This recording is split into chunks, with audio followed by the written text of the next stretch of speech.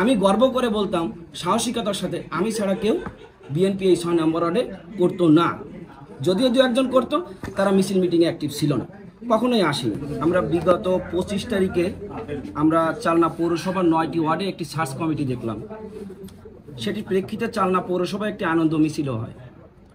তো আমি বলতে চাই, আমি চালনা পৌরসভা ছাত্র দলের সাবেক সাধারণ সম্পাদক ছিলাম, বর্তমান দাগ উপজেলা ছাত্র দলের সদস্য সচিবের দায়িত্ব পালন করছি। আমি বিগত দিনে যে চালনা পৌরসভা ৬ নম্বর ওয়ার্ডের যে ওয়ার্ড কমিটি ছিল, সেই ওয়ার্ড কমিটির সদস্য ছিলাম। তো নতুন করে যে সার্চ কমিটি দেওয়া হয়েছে, এই কমিটি সম্পর্কে আমি আপনাদেরকে মাধ্যম দিয়ে নেতৃবৃন্দের কাছে পৌঁছে দিতে চাই জেলা এবং কেন্দ্রের, যে যদি সার্চ কমিটি দিয়ে কমিটি করা হয়, তাহলে মনে হয় ৬ নম্বর ওয়ার্ডে আমার থেকে ভালো কেউ বলতে পারবে না। কারণ আমি গর্ব করে, সাহসিকতার গর্ব করে বলতাম যে ৬ নম্বর ওয়ার্ডে আমি ছাড়া কেউ বিএনপি করতো না। তো আজকে দেখছি যে ৭ সদস্যের একটি কমিটি দেওয়া হয়েছে। এই কমিটিতে ২-১ লোক ছাড়া আমি কাউকে চিনি না। এখানে মিহির বিশ্বাসকে সদস্য করা হয়েছে, যিনি বিগত সরকার আমলে রনিগোপাল মণ্ডলের নির্বাচন পরিচালনা কমিটির ৬ নম্বর ওয়ার্ডের সভাপতি ছিল। একাধিক ছবি সামাজিক যোগাযোগের মাধ্যমে ভাসছে, সেটা সাংবাদিক ভাইরা আপনারা ভালো বলতে পারেন।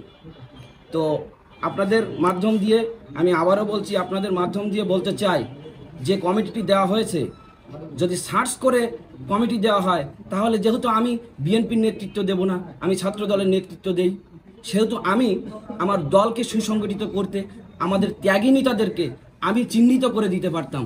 আমার সঙ্গে কেউ পরামর্শ করিনি যারা বিএনপির নেতৃত্ব দেয়। যেহেতু আমি কথার ভিতরে বলেছি যে আমি গর্ব করে বলতাম সাহসিকতার সাথে আমি ছাড়া কেউ বিএনপি এই ৬ নম্বর ওয়ার্ডে করতো না।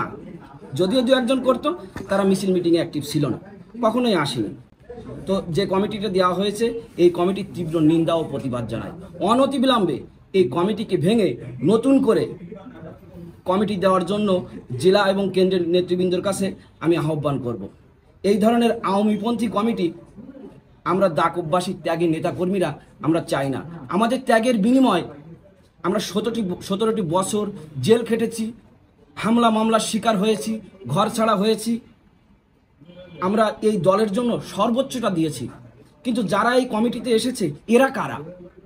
আমার প্রশ্ন, সাংবাদিক ভাই, আপনাদের মাধ্যম দিয়ে চালনা পৌরসভার নেতৃবৃন্দ সহ বিএনপির সারা বাংলাদেশের নেতৃবৃন্দের কাছে আমাদের এই ত্যাগের কষ্টের কথার মাধ্যম দিয়ে বলতে চাই, এরা কারা? এদের অবদানটা কি? এরা দলের জন্য ভালো কি করতে পারবে?